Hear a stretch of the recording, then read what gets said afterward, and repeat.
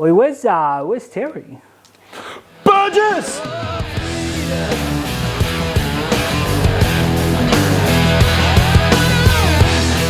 Hey guys, welcome back to another episode of Rugby League Outlaws, brought to you by our good friends at Top Sport, onelittlefootyfan.com.au and the Stubby Club. What was that for? Oh, we're just going to talk about it, so I thought it'd be funny. Yeah, funny for you maybe. Well, funny for everyone. Yeah. Let's talk about it, Dan. We had some send-offs, some reports, some non-reports, some, match review committee, no charges. Let's start with the big one though, the main one that's going to have some repercussions for the Penrith Panthers season. Nathan Cleary. Let's start off with send off or not? Send off. Absolute. And the big high five for Nathan Cleary. Yeah. 5 weeks. Now, quickly, Terry, we saw some Penrith fans blowing up, saying it's his first offence, blah, blah, blah. It's not. No, it's not. It's his second offence, which is why he got 5 weeks instead of 3 or 4, is my belief. Yeah, he had a dangerous contact charge, which was only a fine against the Broncos earlier on in the year. Loading. Yeah, so he gets the loading on that. So he got charged with a grade 3, 5 weeks for an early guilty plea, 6 weeks if he's guilty. Very, very dangerous. Carl Lawton's tackle, I would argue, was worse. Was worse. Copped less. That is where the blow-up has come. Second incident is Second all I can offence. say to that. Correct, yes. Carl Lawton had not been Not been fined. cited Yeah. for such. Look, today, Nathan Cleary, there was the reports that they were going to go and contest it. I think with the injury to Jerome Luai, and they don't know how long he's going to be out for, get them both fresh for week 1 of the finals. He's entered the early guilty plea, 5 weeks. Now, you could see that after he did it, he was like remorseful. He was hitting himself in the head. He knew. Went to Instagram straight away, apologised. Apparently, he went into the rooms, checked on Dylan Brown afterwards. It happens. It does happen, and accidents happen in rugby league. A la Dale Finucane. But, look. It's a bad one. It's dangerous, and the consequences could have been dire. I'm glad that no one was hurt. Mm-hmm. Some Panthers fans came out and said he wasn't hurt, etc., etc. Doesn't matter. He could have been. That's where it comes in. Exactly right. He could have been, and you're talking about a severe injury there. Very, very much. Now, a couple of elbows, Dan. Couple of elbows. The forgotten incident in rugby league. It seems that throw an elbow, get a fine. Right, so Jared Waerea-Hargreaves drove his elbow into the face of Fulton. Fulton, yeah, on debut. Welcome, kid. And was penalised and was only fined. Rubbish. Now, absolute rubbish. Now, this goes back to the whole, imagine if Jared Waerea-Hargreaves did that. Well, Jared Waerea-Hargreaves did that and only got fined. That's it. The night after, our good mate Rugby League Mole tweeted, what if Jared Waerea-Hargreaves did what Nelson did? And Matt, good fan of the show, correctly pointed out, he did! Yeah. 24 hours ago and got a fine, a slap on the wrist. Again, I've seen some fans come out and say, he's an enforcer. It's his job to welcome the kid to rugby league first grade. That's fine. That is fine. Yeah, hit him. By tackling him or running at him, not by looking at a bloke on the ground, looking round and just giving him the old jab to the face. Right, so he's been fined. Now, Nelson Asofa-Solomona. What's he got on the NRL, Terry? I actually didn't have an issue with it. I mean, what was the problem? What was the problem? Yeah. I actually didn't see the incident because I was watching the Beavis and Butthead movie with my kids. But Twitter was outraged. But, people turn around and saying, well, he's jumped and his head slammed him and his elbows landed on his jaw. Yeah, okay, look, if it was anyone else but Nelson, there wouldn't be the outrage that it was. After seeing the incident a couple of times, I thought, okay, he's going to get hit with a reckless or dangerous contact charge. Wasn't hit with anything. He's never hit with anything, which is ironic, seeing that, he hits everyone with everything. Yeah, look, I would have been happy with him getting fined. I would have been happy with him copping 12 weeks. Yeah, well, there's that too. That's unrelated to the incident. Patrick Carrigan? Oh, okay, this is the one that annoyed me. Yeah. Because how he stayed on the field, beyond me. Mm-hmm. Beyond me. We've seen hip drops this season that we didn't believe were hip drops. Neither did the match review committee. Yeah, get suspended or et cetera, et cetera. This was disgusting. This is a very definition of a hip drop. Yeah. It's ended Hastings' season. It's ended his World Cup. Potentially his World Cup. He was the halfback for England. Oh, undisputed. Now, again, injury does not come in, but this tackle can only lead to injury. Yeah, so the match review committee, they've looked at the injury to Dale Finucane caused on Stephen Crichton. They have to look at the injury. They do now. This is horrible reckless, disgusting. He needs 4 or 5 weeks for this. Yeah, I think he'll cop 5. I would put it on par with Cleary. Now, the outcome was much worse than the Cleary tackle. In terms of if you do this 10 times, how many players are going to get injured? I have them roughly 9 out of 10. So he's been referred straight to the judiciary, so they haven't even graded it. He'll cop 5 weeks. Tyrell Fuimaono in the preseason injured Hayes Perham. Very similar. Yeah, tore his ACL. So this tackle now, it's creeping into the game far too common. That and the cannonball. Yeah. They both need to be outlawed, and they need to make a point for Patrick Carrigan. Like the one that Britton Nakora got suspended for a week for. Yeah. Cam McInnes got put on report twice this year, and the match review committee said this is a hip drop. He literally hit his hips, put his body weight, and broke his leg. Just dropped. It was horrible. It was really bad from a player that I've really come to like. Yeah. So, I mean, I don't think it's in Pat Carrigan's game. I just think it was frustration. They couldn't get Jackson, like the 2 big boppers couldn't get Jackson Hastings to the ground. It's gone wrong, but that is the tackle that you have to outlaw, that and the cannonball. 5 weeks. Now, I unfortunately gave you the clothesline. Well, unfortunately gave you the clothesline going into the show. Tommy Burgess, send-off or sin-bin? Sin-bin? I think it was a send-off only because they sent Will Kennedy off for the exact same tackle. Well, I can't argue with that. When I saw it at first, I thought it's an attempted manslaughter. He's got to go, put him for the season. Didn't look so bad on replay, but it was. He had to sit down. Well, put it that way. There's 2 minutes to go. Whether you send him off or you give him a sin bin, he was going to get hit with the same grade anyway. I'm just glad that they had the consistency of the send-off because Will Kennedy got wrong-footed, stuck his arm out. Ronaldo Mulatalo was going past Burgess. He's just flung his arm out. Burgess has been charged with grade 2, early guilty plea. He'll miss a week. Fine. Yeah, I'm okay. There was no injury to Ronaldo. He bounced up straight away, wanted to punch on. Yeah. Blake Brayley was in there. So I'm cool with 1 week. Yeah, I think 1 week's fair. And we get the 2 points. And the send-off didn't exactly offend me. It's pretty bad. Dan. Talk to me, Terry. Couple of halfbacks this week. Nathan Cleary, 5 weeks. Mitchell Moses with the broken finger. I don't think he'll be back until the finals. Does that bring Penrith back? No halves now. Yes, it does. The next 5 weeks, so they could lose all 5. I don't think they will because they play some pretty ordinary teams. That said, if you're playing Penrith in the next few weeks, you'd be glad to get them now rather than 2 weeks ago.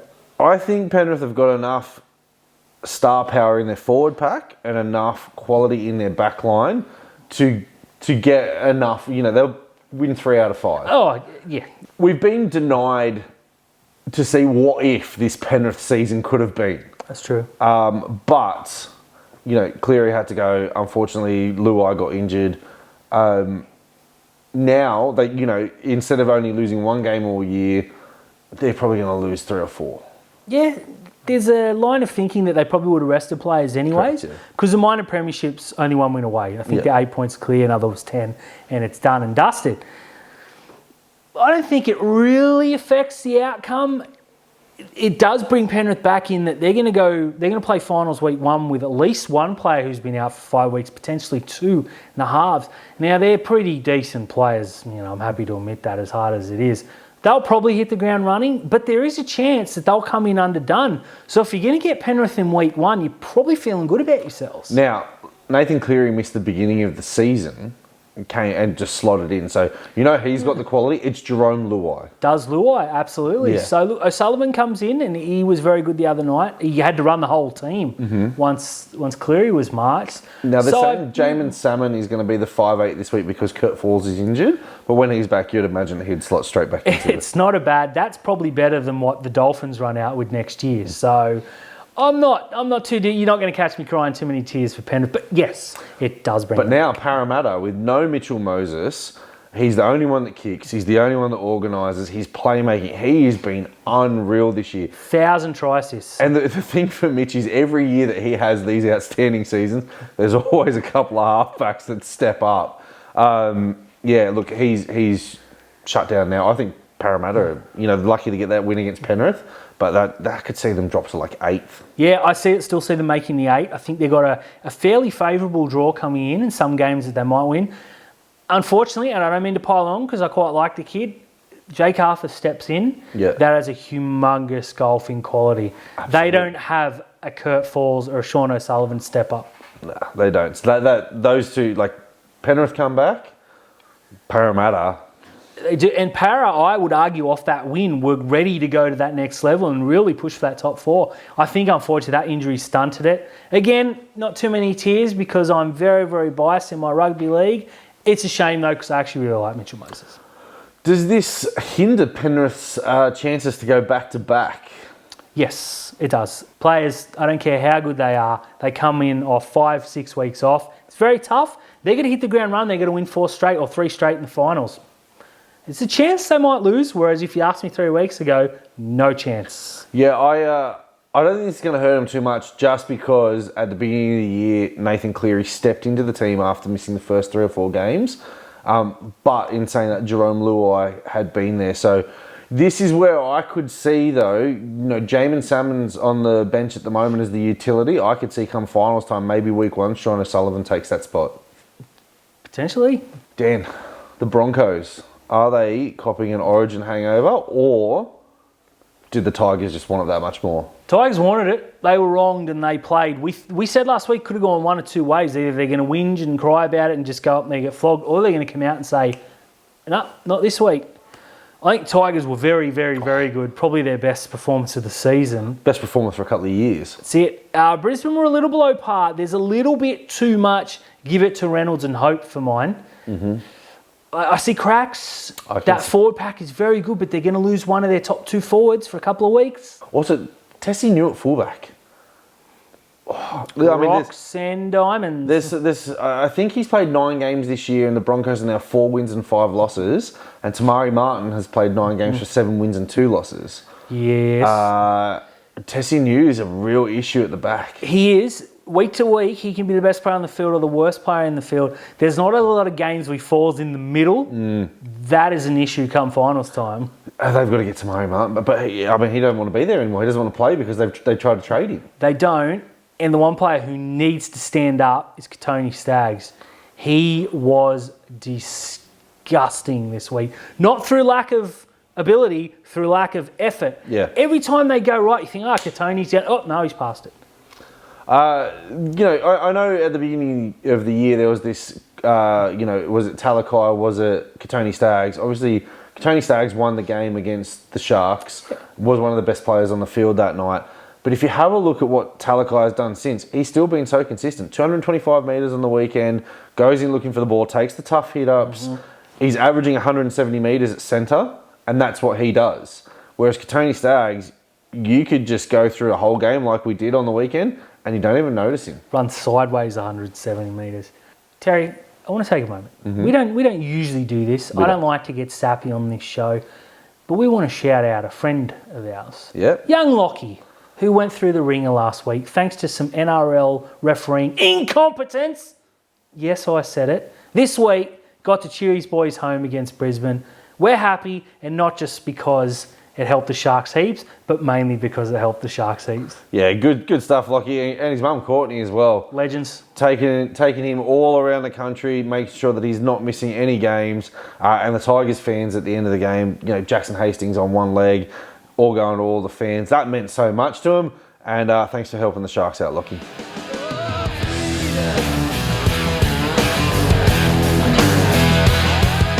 Dan. Talk to me, Terry. I want to talk to the Guru, see what he's got for us. What do you got, Guru?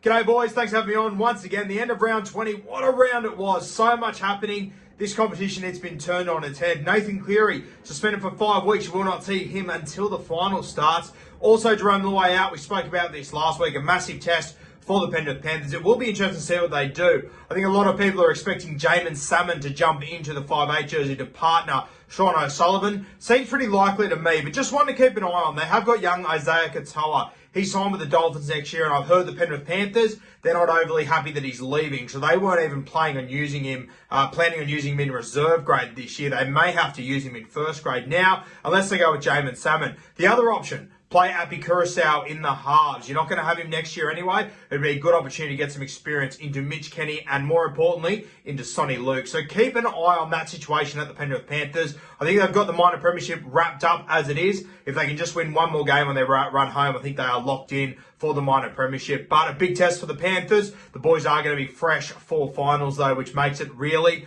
really interesting. Now, Mitch Moses has also been ruled out from the Parramatta Eels for 4 weeks, a big loss for them. Fans, they've been getting stuck into Jacob Arthur for the last few weeks. They're now going to have to rely on him to get them a top 4 finish or to keep them in the top 8. Anything happen in this competition. Interested to see how that one plays out. Best of luck to Jacob Arthur. It's going to be the biggest few weeks of his career. Now, some signing news. The Canterbury Bulldogs, they just keep producing great signings. Andrew Davey, reportedly, he will join them next season, the Manly Seagulls back rower. He has kept Josh Schuster out of the Manly Seagulls side all year. He is so underrated, it's not even funny. The Bulldogs, they've already got a heap of back rowers, but personally, it wouldn't shock me if Andrew Davey's one of the starting ones next year. You've got to remember, it wasn't that long ago, he was out playing Sean Lane and Ryan Madison, suffered an injury, went to Manly, his recovery's come along. I think he's been one of their best forwards this year, Andrew Davey. So a great signing by Canterbury. And reportedly, they've also got the signature of Franklin Pello, who plays for the Cronulla Sharks. They're playing behind me as we speak. Pello is yet to play first grade yet. He's been playing for the Newtown Jets this year. A very talented forward. I'd put him in the Payne Haas sort of category. Incredibly strong, very quick. Type in Franklin Pello. You'll see some of his highlights on YouTube. He is something different, a great signing by Canterbury. He really could be something special over there. Last one I'll talk about is Sammy Verrills. Now, he's been at the Sydney Roosters for the last couple of years, scored the first try in a grand final not that long ago. It looks like he will leave the Roosters. You've got Brandon Smith arriving there. There probably isn't a spot for him. I'm hearing he could land at the Gold Coast Titans. They've just moved Aaron Clark to 13. They've just started using Aaron Booth, but it looks like Sam Verrills could arrive there, which would be very interesting up there on the Gold Coast to see who wins that jersey between Aaron Booth and Sam Verrills. You'd probably have to go with Sammy Verrills, the experience there. Now, the West Tigers, 3 players don't go into 2 positions. Who's going to be the halfback and 5'8" next year? You've obviously got Luke Brooks, Adam Dewey, Jackson Hastings. All 3 are off contract November 1st. Luke Brooks, his season is over. Jackson Hastings, his season is over. It comes down now to Adam Dewey and Jock Madden to get them through the last month or so. One of these guys will leave by the end of the season. I don't think all 3 of them will be there next year. Personally, I think 2 of them might leave, and I wouldn't be surprised if it's the 2 injured fellas. Keep an eye on Luke Brooks. He's played his last game of footy this year. He won't feature in the World Cup. Jackson Hastings, on the other hand, I think he'll probably snare a spot for the English side. I think they'll definitely pick him in their squad. It's looking like about a 10-week injury, so he should be able to play in the World Cup later this year. And if he does, I think you can see Jackson Hastings land a spot at another club next year. I personally think he leaves regardless, but you might see Luke Brooks leave as well. Disappointing to see these 2 guys. They might have played their last games for the West Tigers, though I'm confident at least one of them has played their last game for the West Tigers, which is disappointing. Thanks for having me on once again, legends. All the best this week. We'll see you next week. Thanks, that Guru. Let's keep the special guests rolling with Cowboy Kate, who this week, might be a little bit happier than last week because they won a game they deserved to win for once. What you got for us, Kate? Hey, Dan and Terry. What a great win for your Sharkies this week. I love the debate that comes up every time Golden Point decides a match. Do we love it? Do we hate it? How can we do it better? I mean, it's really simple. You love it when you win, you hate it when you don't, and the rest of the time you simply don't care. To make it interesting, if it's a draw at 80 minutes, let's just do what touch footy do and take players off each team every couple of minutes. Now that would be an interesting finish. I think your purchase of Nico Hines has been such a great one this year. I really like his game, and hasn't he been worth your off-season pennies? You've got the Dragons next week, and I think you'll be able to dispose of them with relative ease. All right, enough Sharkies praise from me.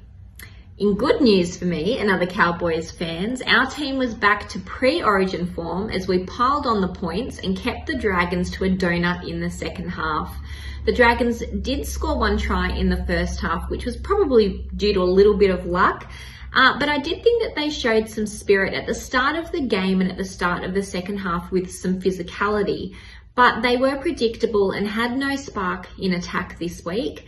Benny Hunt did have a quiet game, and I think there's just too much pressure on him to be the answer in this team. He's a great player, but he does need some support. In the past 4 weeks, the Cowboys have had exactly 26 points scored against them in each game. The Cowboys were becoming a little bit loose in defence, so it was nice to see some solid goal line intensity from them.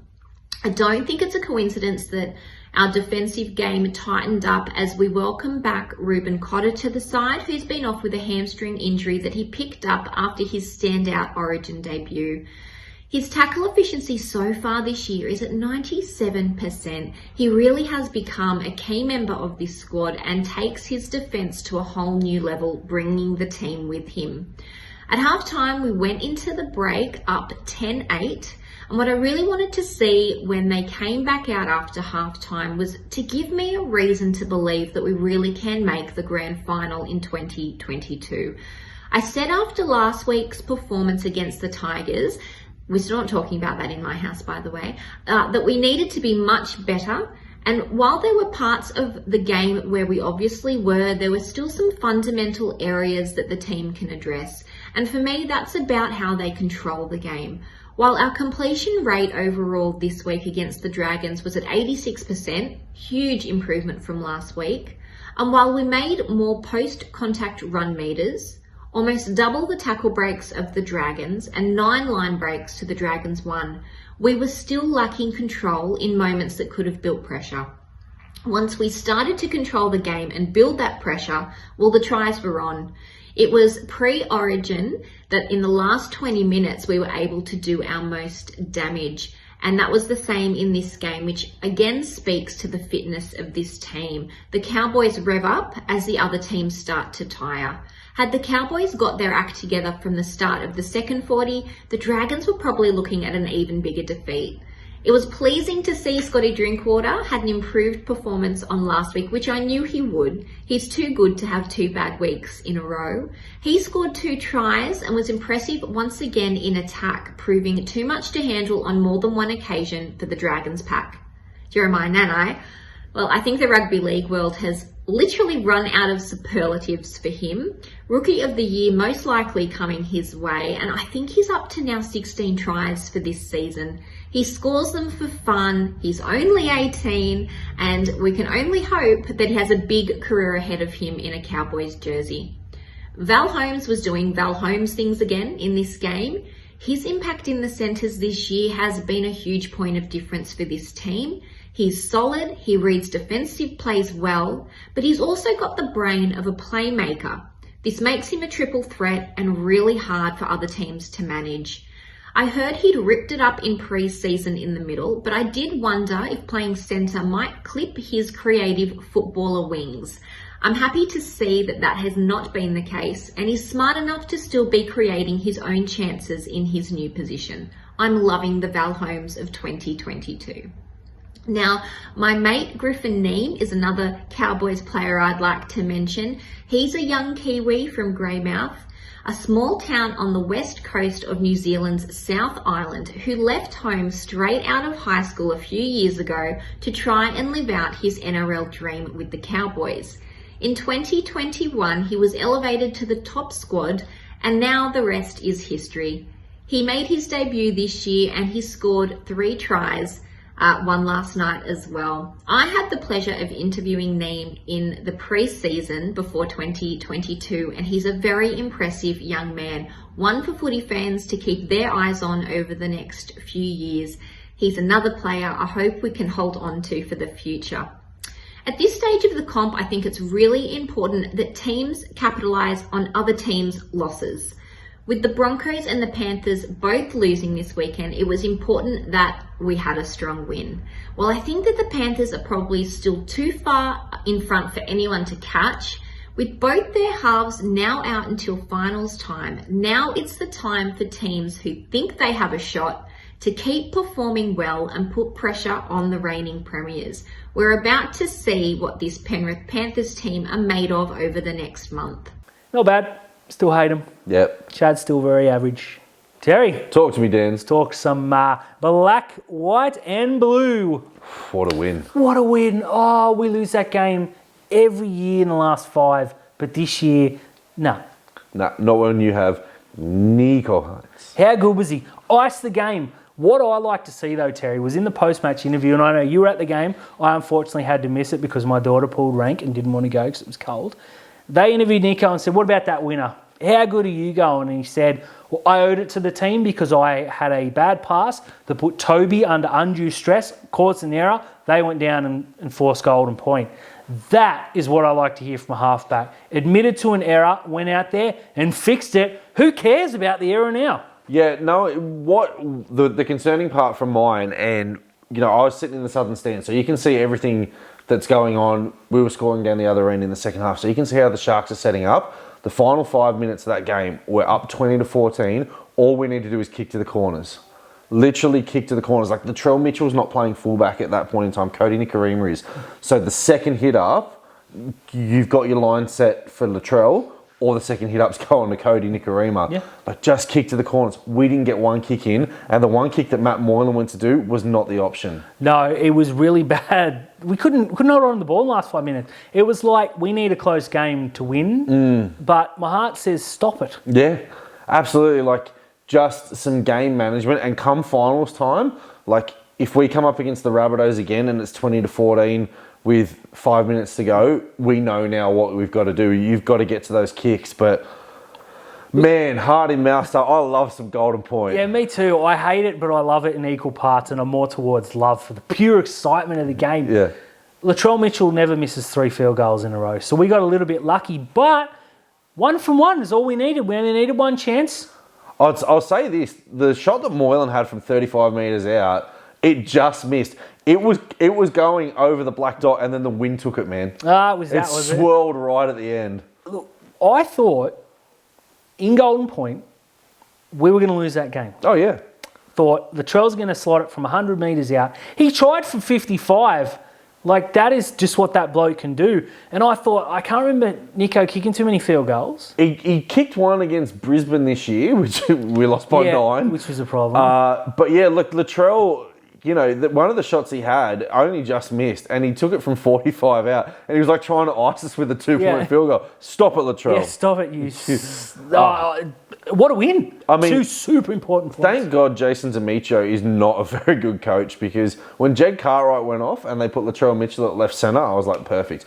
He's obviously the battle with Jesse Rampion was there, but we didn't get the kick returns, you didn't get the ball playing, he didn't have his link-up play. He was just stuck out there on the left centre. Are those hamstrings of Latrell good yet? We don't know. I don't know. Thank you. Early on, we were putting a lot of high kicks up. Latrell wasn't jumping. And we got over him once or twice. But you want to talk getting over him, Terry. Ronaldo. I've heard that plenty of times in other sports. This was the best time yet. So that was right in front of me. That try was scored right in front, and he was calling for it. He wasn't on his wing at that point, and I know I've told Ronaldo to stay on his wing plenty of times before, but he came in looking for that, and that kick from Nico Hines, pinpoint, the jump. Like, and when you see someone get that high in the air, you're like, oh, who's he used as a stepladder? Himself. None. He went up and he kept climbing. We were told in the pre-season that Ronaldo's jumping over people, and we were like, hey, of course he is. Ha, ha, ha, ha, ha, we said. He's going to wake up one day and realise he's the best winger in the world, and when he does that, well, look out, NRL. Watch out. Because he's like 21, 22, untapped potential at the moment on that kid. Freak. Yeah, absolute freak. And his off-field stuff is such a bonus to Cronulla. I think he takes it on field. Like, Yeah. I'm so in love with Speaking of on the field, the heart and soul of the club, Andrew Fafita, wound the clock back. Certainly did. That Just try for one play. looked very familiar, if I do say so. Or Fafita, I believe, was the call. Yeah. It was brilliant. It was good. Great offload from Cam McInnes. Fafita just determined to get over the line. Didn't care who was in front of him. Slammed that ball down. Gave us a shout out. Yeah, got up and said, oi, boys. Oh, Dan, Terry. I heard someone was saying just last week that perhaps it's time to move on. Gives us the big FU he did. Yeah. Now I have to cop to this. On camera, stream it, put it on any website in the world. We had a 3-on-2 or a 4-on-3, and Fafita dummied, and I yelled, no, what are you doing? He scored. My son looked at me like this. Yeah. And I just said, woo! Yeah. Because he scored, who cares? Now, look, my partner, South fan. Sorry to hear that. And she's a Fafita hater, so for him to score the try, in Women League round for her. Like, it was just unbelievable. That was the cup. Oi, Terry's misses. Look, yeah, it was so good to see. And what it meant to him as well, his first try since 2019. Incredible. Absolutely incredible. We love the bloke. That's never been in question. There's some younger players coming through. Story going out tomorrow in the Daily Telegraph that Cronulla are about to sign him to a long-term deal. I get the feeling that sounds like he's going to get one more year playing and then, off the field. They're definitely going to keep him at the club. He's got a job for life. Yeah, absolutely he does. Now, speaking of things that make us happy, the Newtown Jets. Oh, the Jets. Terry, I'll take this one. Yeah. I love the Jets. I have a special place in my heart for the Jets. Henson Park, Saturday afternoon, 3 p.m. Sun is shining. Beer Footy Food Festival. One of the, if not the event and day of the year. The Newtown Jets run out in front of a crowd, just under 9,000, I hear. Yeah, a big crowd of 8,972? I believe, roughly, yes. Roughly. And go 12-0 down after 10 minutes. Look, disinterested, can't hold the ball, can't get out of our 40. Sounds like Cronulla. It sounds like Cronulla. Then Braden Trindle said, I've had enough of this rubbish, and was the best player on the park by a long, long way. The Jets just ran right. Again, after half-time, we conceded a weak try, but who cares? Because we scored 15 of them in a row. Yeah, 12-0 down and you win 42-18, so... It's just brilliant. Trindle, incredible. Iro, incredible. Hazelton, incredible. All the names. Now, it's a shame that young Metcalf is on his way across the Tasman, because I thought he was very good. But in terms of the players, Trindle, Iro, Hazelton, oh my... And they're all committed their long-term futures to the club. They certainly have. This depth comes in really, really handy now. The Jets are flying, top of the league.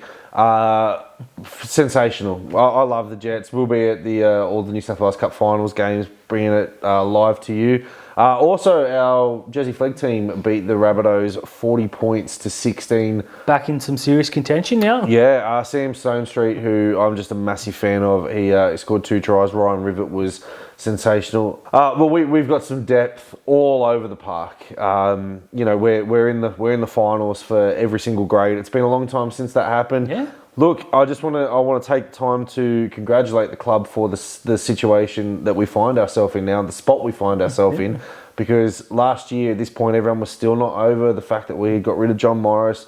We were about to miss the finals for the first time in 8 years. Is Craig Fitzgibbon a gamble? Is he not? Look, it's paying dividends. We need a premiership. We do. I think we'll get 3 this year. Now, one of our Jets players, Franklin Pele, has rumoured to have signed a 2-year deal with the Canterbury Bulldogs. Should be announced this week. I'm okay. Can't keep them all, Terry. But the ones that you can keep are the ones that we needed to keep. Jesse Colehern, Tom Hazelton, they're the ones you need to keep. We've also got Jack Martin tearing it up in Flegg as well. Pele, I'm a big fan, admittedly. I think his highlight reel is going to be somewhat incredible. But for every ridiculous hit up, and we've seen some absolute beauties, that one in the pre-season where he came from the back fence was incredible. The hard work just isn't there of the other players. He's a project. I don't think we need a project at this time. We have players that are a class or two above, and I'm not bagging the bloke because I love him and I wish him all the best. Yeah, no, I wish him all the best, yeah. He can be something special.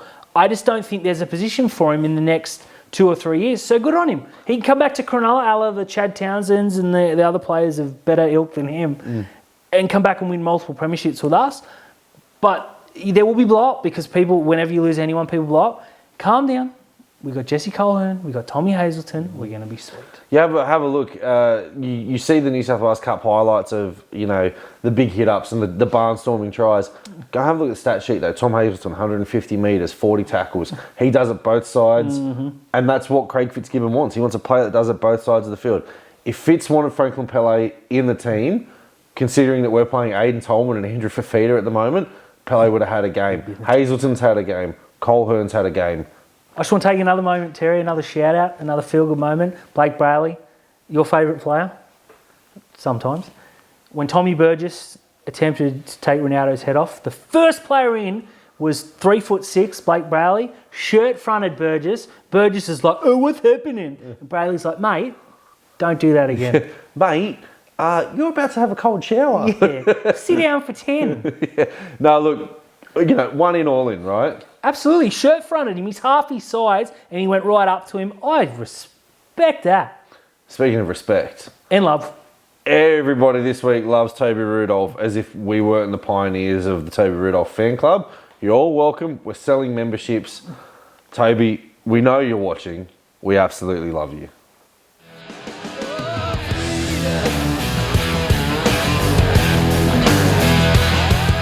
Dan, Talk to me, Terry. it's time for some top sport tips. Go the Titans.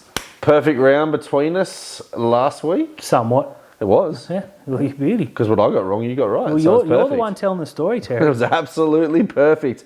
Now, speaking of perfect, we're going on another perfect round. Get your account ready. Get your tips in. Put some money on. Gamble responsibly. Roosters and the Broncos, Thursday night. Some huge ramifications in the top 8 this game. The Broncos can't play any worse than they did against the Tigers. Correct. They get their bounce back. Unfortunately, it's against the Roosters, who are arguably the form team in the competition at the moment. They're flying, would you say, at the moment? I'd say they're flying. Look, they weren't real good against Manly, but they didn't need to be. They just had to do enough. They were a class above. You Yeah. always felt like they could just kick that gear and go clear at any time. The Roosters worry me. They're a problem. Now that their halves are fully fit and firing, and, you know, Joe Manu, there's no one quite like him, and Tedesco. Oh, Tedesco. Joseph Sully as well, man. He's unreal. And then you've got Origin winger Daniel Tupou on the other side. The forwards are going in. Waerea-Hargreaves is elbowing people. They're going to be a nightmare. Everything you just said points towards a Roosters victory. That's why I'm tipping the Broncos. Friday night, 6 o'clock, the Melbourne Storm take on your Gold Coast Titans. Down there in Melbourne. Look, the Titans are running last at the moment. The Storm... It's all the game plan, Terry. Yeah, look, they were okay. They're going to start their run this week. Finals bound. You're not tipping the Titans. I am absolutely tipping the Titans. I'm giving you the week off tipping the Titans. I don't need the week off. Titans. In a landslide. Mate, the Storm are going to... What are you doing? Tipping the Titans. You're sabotaging yourself. Don't care. 1 week, though, they'll win. Now, it might be in 2025, but I'll pick them and I'll be like...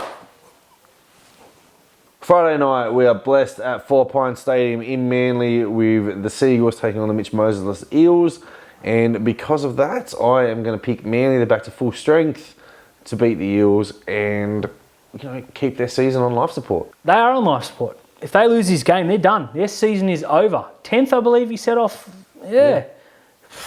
They got to win. They have to win. They have to win this game now. I think they will. I think they'll get Parramatta. No, Para for mine. You're going to go with Para? I'm going to go with Para because they beat Penrith. Surely that counts. So I don't care that their halfback's out. Jacob Arthur is going to show everyone what he's made of this weekend. They beat an understrength Penrith team. Whatever. You do you, man. This is Para Titans. Start of your Super Saturday. South Sydney Rabbitohs look to bounce back against the New Zealand Warriors. Look, Souths was sensational against the Sharks. Very, very good. In a proper finals preview game. The Warriors... They're okay. Yeah. They had their moments. They're back in Sydney. For mine, this just says Souths. Souths by plenty. Look, they have to win this too. If they lose, they're potentially gone with the other teams around them. The way the draw is going, They won't lose. They won't lose. I think if you could pick a team to play at this end of the season, look, it's the Warriors. It's the Warriors, absolutely. It's the Warriors or the Titans. I don't know why you keep picking them. 5:30 on your Super Saturday, the Canberra Raiders are up against the Penrith Panthers. Now, Panthers with the new look halves combination probably brings them back to Canberra's level. Probably right on their level, actually. Yeah. Canberra is a different story. It's going to be cold. It's going to be miserable. It's always Canberra. miserable in Canberra. Yeah, I'm going to pick the Raiders in this. They're ninth. They're looking to leapfrog the Roosters or the Rabbitohs. They're looking for that slip up.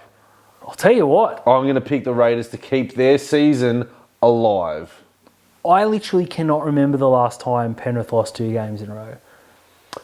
You would have to go to 2019. That is a long time in rugby league. I don't think it's going to happen. Yes, I fully accept the fact that they're going to be down halves.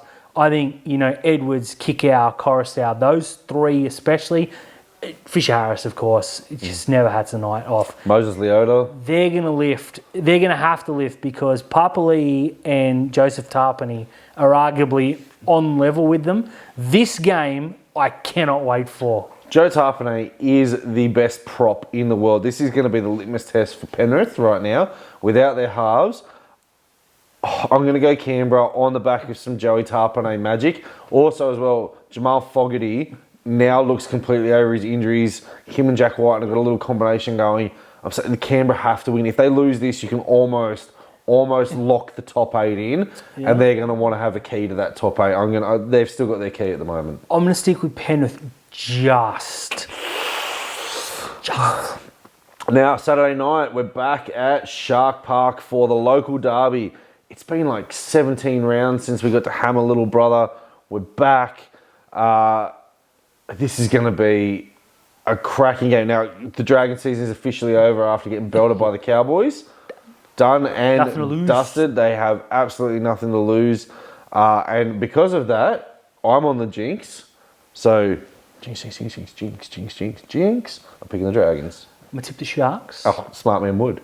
I'm confident, but this is a danger game for us because you need to score by, not the Sir Fitz Sharks. You need to score by. These are the games we lose after winning a thriller against a superstar team like South. To go and lose to a pretty average Dragons team would be really bad. This is the game we have to win and have to win well because we're a long way behind the Cowboys in points differential. I don't care if we win by 10 or we win by 50. Let's just get the points. Yep. But if we're up by 10 or 12 with time to spare, we got to put the foot on the throat and win this big because this is our chance. Yeah, look, right now at this point in the season for the Sharks, it's not about for and against. It's about the 2 points. We're 2 points above Melbourne at the moment, but their for and against is better. So you just got to keep winning, and then you've got to hope that the Cowboys slip. Yep. So for us, we're third at the moment. Destiny's in our hands. Very much. But I'm going to pick the Dragons. Sunday afternoon, the Canterbury Bulldogs take on the North Queensland Cowboys. Now, this is a much improved Bulldogs team. Oh, yeah. They can't make the finals, but they can disrupt where teams finish. Hopefully. Fingers crossed. Now, they've got the forward pack, they've got the backs, they've got Matt Burton, they've got Jake Averillo.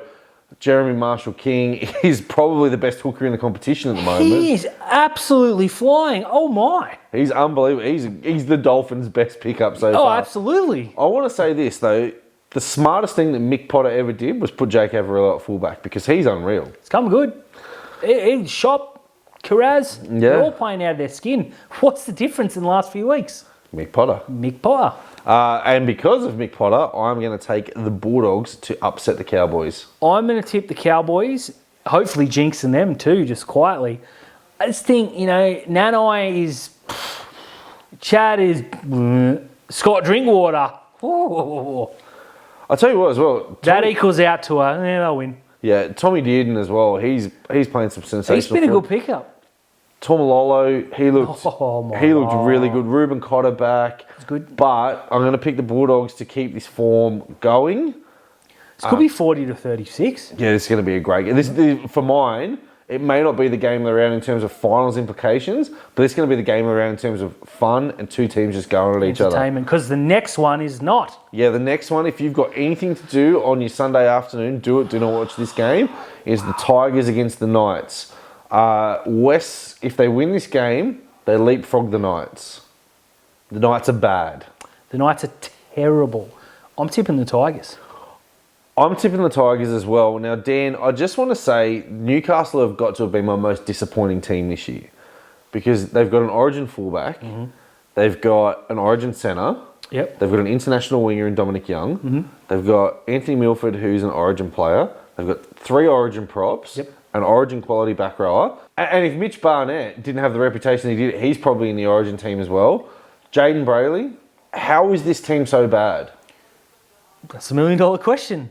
We don't know. I know their coach doesn't know. I don't know if you saw his press conference yesterday, but he came out and said, I've been to 3 grand finals this, and I've been to 3 grand finals that. If he's not careful, next year he'll coach a grand final in bush footy because he's about one big loss from getting sacked. Nothing good came of that press conference. He kept saying, we got to do this, we got to do that, but it's not a quick fix. He's been there for multiple years now. This is his team. When does the fix come? I think the only thing that's bought him an extra season is the fact that Mitch Pearce went got released in January. I would put him as responsible for that. I wrote in the pre-season, where did the points come from for Newcastle? Because Pearce was, he hasn't been the greatest form last few years, but he was their best player. Well, I think again, and I'm going to give him some leeway here. I think he thought release Mitchell Pearce because we're going to get Luke Brooks, and when the Tigers said no, he was like, that was a really bad idea. Yeah, but the best possible scenario was him getting Luke Brooks. I think Brooks ends up there next year because I think the Tigers need to get away from him to put Jock Madden in halfback. So he was fantastic this past week. Because if I'm the Knights, I'm going to get Jock Madden, not Luke Brooks. Yeah, me too. I would be saying, no, it's done because the money's on next year's ridiculous. They were putting all the eggs in the Anthony Milford basket with in Luke 2023. Brooks. This guy doesn't know what he's doing, and Newcastle are lucky that the Titans are so bad. They are. Now, a couple of weeks ago, you and I said that the Knights are really lucky that the Tigers and the Titans don't have 2 wins in them. The Tigers should have had their 2 wins. This should have been their 3rd win in a row. They will win this game. They'll leapfrog the Knights. The Knights are lucky that the Titans are putrid, though.